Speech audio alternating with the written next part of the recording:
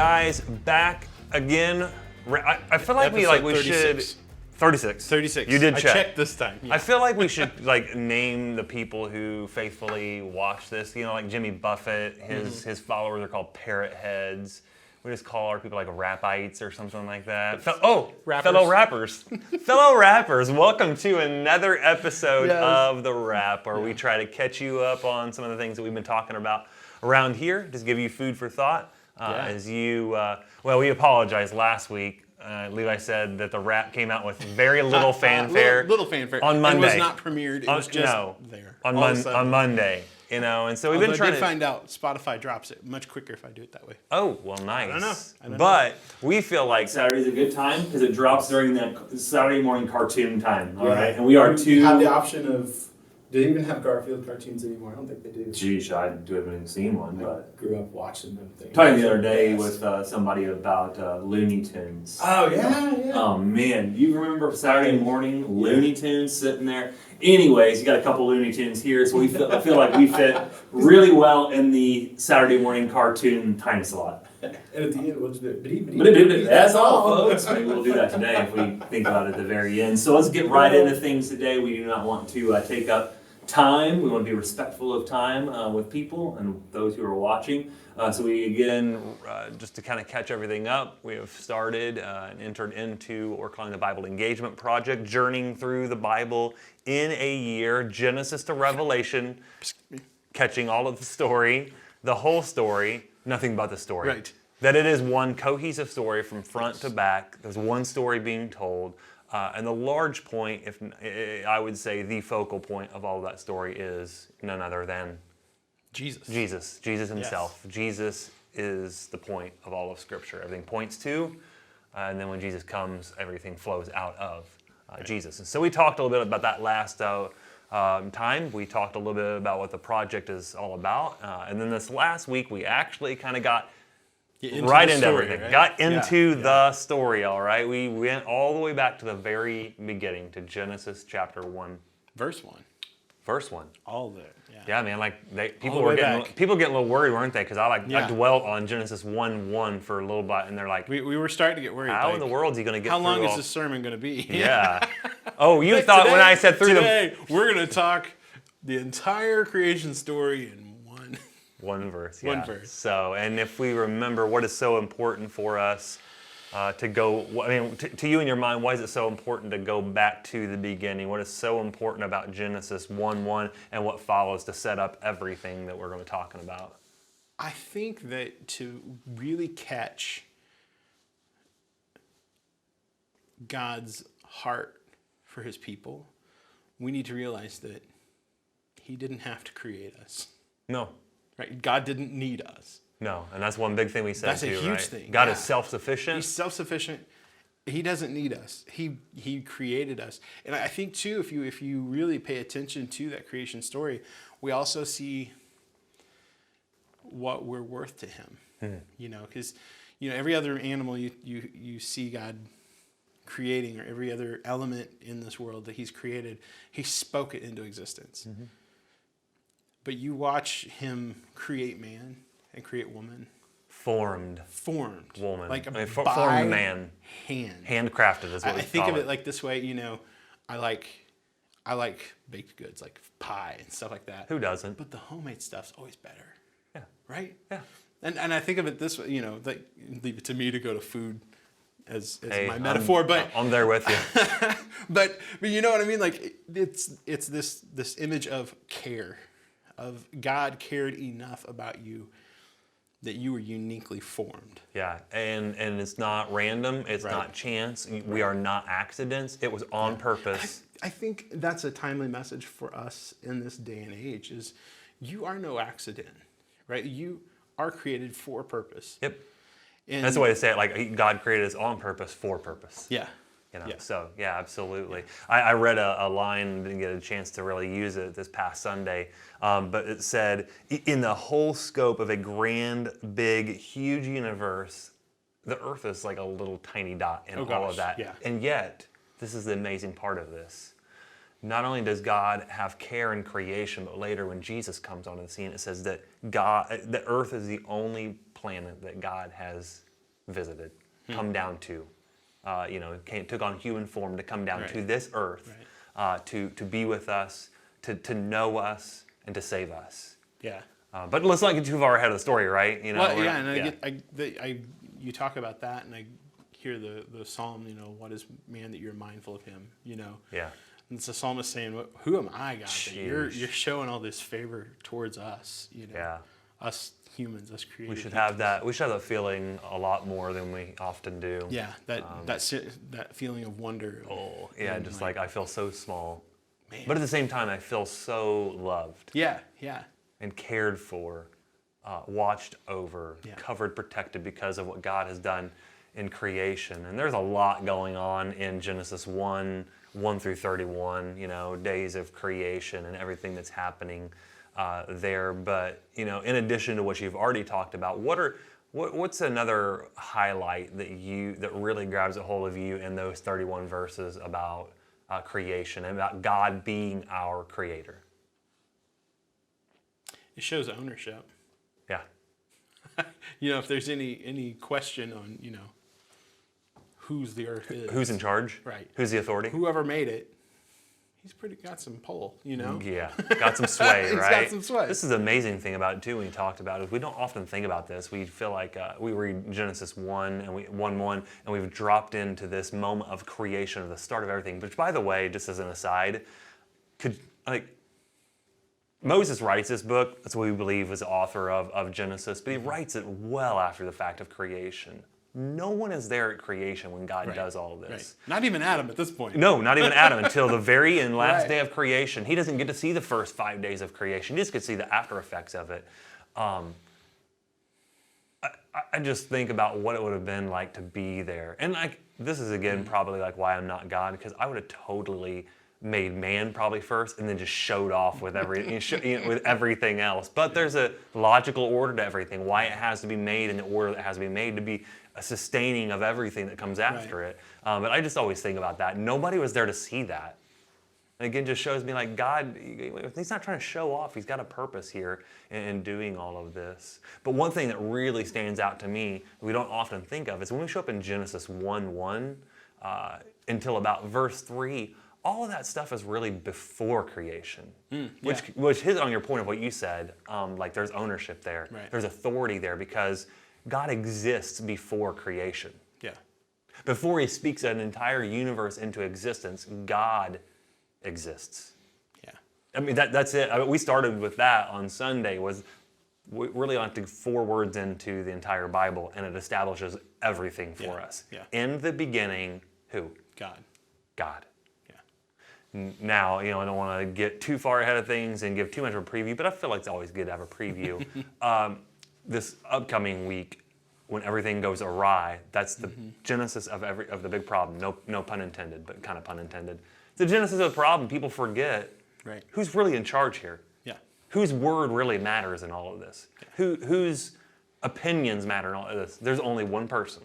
Yeah. God. In the beginning, God. And so that's what I take away from it is, we don't necessarily just show up to creation. We show up before creation. We get to see, to me, that's a We're dropped into the story way early. Yeah. Yeah, before creation. There's even, not that I would take this as gospel proof, but there's even some people that speculate, was there something else between there?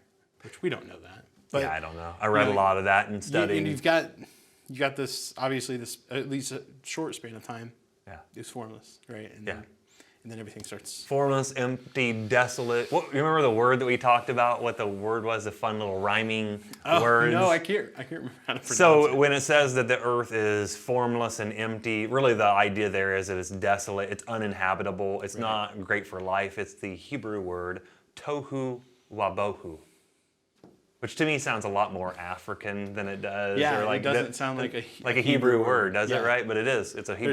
There's no the sounds. Hebrew sounds. Yeah. But tohu wabohu is the phrase that's used there, and like I said, it means desolate, uninhabitable, and what that is really interesting to me. That God starts with something that is just not the way that He designs it and deems it to be, and so, like I said, we've got this just barrenness, this desolate orb, if you will. I just really don't know. It's kind of hard. It's mind blowing. Almost gives me the impression of, we talk about how creative God is. Yeah.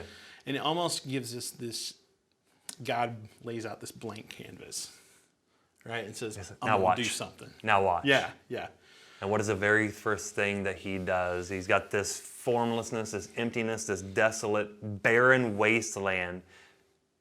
God says, let there be. Let's turn the lights on, folks. Boom. Light. Yeah. Which is very interesting, and somebody noticed this the other day, and not most people, but some people may not catch it. The sun and the moon and stars aren't created until a little bit later. And so people are like, well, where in the world does this light come from? God himself. Well, even when it talks about heaven, in Revelation, God is the light. So there's no no need in the city for any sort of light because God is that light. Yeah. So at the beginning and at the end of the Bible, it almost kind of gives you the impression of God's like, I'm here. I've showed up, boys I've and showed girls, up. and we're about ready for some good stuff. I heard kind of a question and a thought. Actually, it was in my study for this week because it was kind of pointing back to creation. And geez, we don't have time to exhaust this. I didn't even touch this on Sunday, but a lot of questions people ask are, are these like literal 24-hour days, or these like time periods? A lot of evidence. Gosh, a lot of disagreement, discussion, fights have happened over this. The best understanding of the word there is a literal 24-hour period, day as we would know it. Then what's very interesting as well too, a lot of people will ask is how much time passes between all of these things? And specifically, after God creates, he rests on the seventh day. He has created man already, puts him in the garden and says, I've given you all this stuff, just don't touch this, and that will lead us into what we're going to talk about next week. A lot of people ask this question, how much time passed between the days of creation and Adam and Eve messing it all up? And some people are like, well, I think there was actually quite a bit of time there. There's no indication that there's quite a bit of time. Like he creates, they mess it up. That's just, and you think about that and you're like, that really does feel like human nature, doesn't it? Oh, yeah. Yeah. Gosh, we are just, not to be really depressing or a Debbie Downer, but we're kind of ruiners, man. Like the best intended things, the best motives behind things, we have a way of just dinking it up, man. Yeah. And it's like bringing home a puppy, right? It's cute until it messes, and then it pees on your floor. Yeah, and you're like, okay, I'm done with the puppy. Or in my case, it poops on the floor, and then the RoboVac.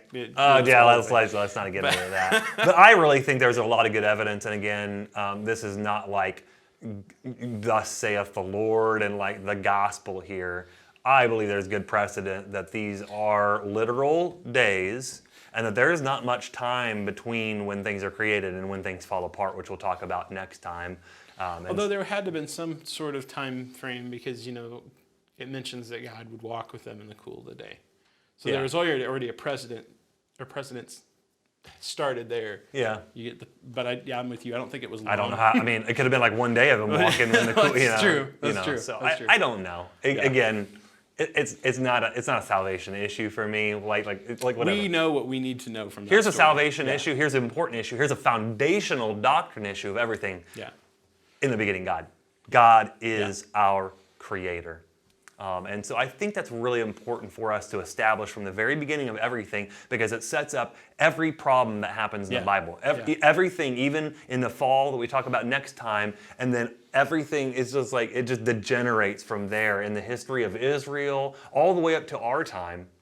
That's why we have to understand everything comes back to God. And what God says, what God desires, what God commands, what pleases God, all those things, that's what's best. Yeah.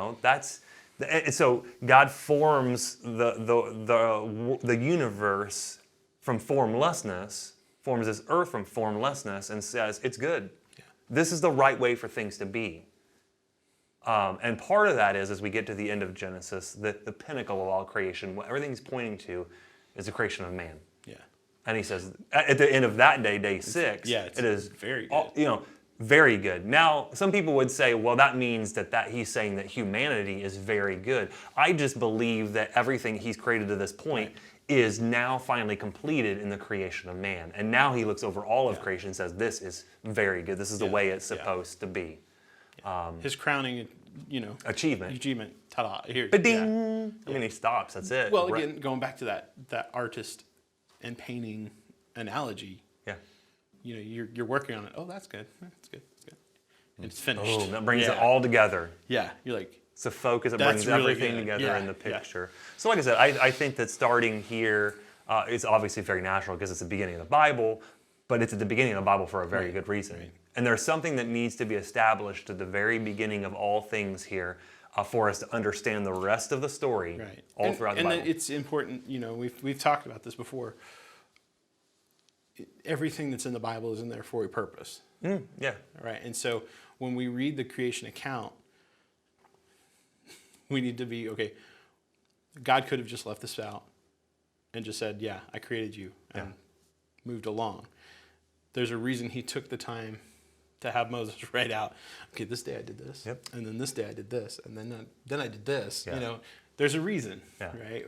We sometimes skim over that. I know all that. Why are we being told it that way? Yeah, exactly. So here's what I kind of want to end with today is if it's really true that all of the Scripture is all about Jesus, where do we find Jesus in Genesis chapter 1? Now, see, you know what? I really enjoyed how you tied that in. Yeah. So, when God said. Yeah. And some people were like, pointing to other things, like, oh, that's Jesus right there. And it's like, no, it's then God said. Yeah. It's that word. It's that word. One little word there. And when he says, let us make man in his own, that's plural. Yeah, us. Right. Father, Son, Spirit. That's Right. what we believe, anyways. Right. A lot of people would kind of disagree over that, but I think it's just in the little word said, a word that seems insignificant. We would look over. That's the word that when we come into the New Testament is the word logos. Yeah. Word. Jesus himself is the Word. John 1:1. What says? In the beginning was the Word. And the Word God. was with God. The Word was with God. The Word was God. Yeah. 3 times it uses that logos. Right. Logos, the Word. That's the creative force for everything. Yeah. In the beginning, in Genesis chapter 1. So to me, like we look at it, we're like, okay, I see God the Father. It says the Spirit was hovering over the water. We understand that to be the Spirit of God, but we're like, I'm just kind of missing Jesus here. Oh, he's there. Yeah. He is the one through whom everything is created. Yeah. Colossians 1 talks about that. Right. Everything has been created through you, exists for you. And so I just think that's very interesting for us to be like, well, really, is Jesus really, is Scripture all about, Genesis 1 already establishes it. It's about Jesus. From the beginning to the end. And I guarantee you, Genesis chapter 3, which we'll talk about next time, definitely will find a Jesus moment in there. And so that's the point of it. We really need to find that because I think that helps us to make sense of that story. Yeah. The story of Jesus makes sense. Gospel makes sense. The New Testament, for the most part, makes sense to us. That it's familiar. We get to the Old Testament stuff. We're like, what? A good resource, and I'll link to this in the show notes, is and I don't actually have one myself, but my wife got one. It's the Jesus-centered Bible. Yeah. And she told me she wanted that. I'm like, well, shouldn't they all be? But this one, it really is like Really pulls it out. right. Yeah. So in the Old Testament, when you're looking at a passage, it'll highlight those passages that bring out Jesus in blue. Yeah. And so you can see how that's all connected. So if anybody's interested in that, I'll post it. Also, another one too. Very not a sponsor, but no, not a sponsor. We're not affiliate. We're not getting any money from. Yeah, working on that. Another one's very similarly titled that I got around Christmas time that I'd seen a lot of was called the Jesus Bible. Very similar. I think that's the one. Oh, it's called Jesus. Yeah, So the Jesus. Yeah, I think it's Jesus centered, but yeah, this is Jesus. We'll have Bible. to check and make sure that those two are either the same or different. This one's done by the editor of it, who put the articles in it, is Louis Giglio. So hers might be a I'll little have to different. check. Yeah, hers was Jesus, Anyways, the Jesus I would centered suggest that Bible. one. I've only really kind of just touched the tip of the iceberg, but I like it already because that's the same thing. Everywhere that Jesus shows up, they really pull that out, write some great articles about it, really some good commentary on that. And so we'll have those in the show notes as well. Or that, if they're the same thing. I can't remember. Yeah, we're not really sure. It's either two different things or we'll combine it right into one thing. We don't know if we're talking about the same thing or different things here at this point. We'll find out. Absolutely. So again, we hope that what we talk about just gives you encouragement, gives you food for thought, and we go away from today thinking and knowing, not thinking, but knowing without it, beyond a shadow of doubt, God is our creator and what that means. I just really encourage you to kind of take that to heart and really think on that and what it means for God to be our creator. And so as we end things for this time, we will pick it back up and we will see you next time. See you guys.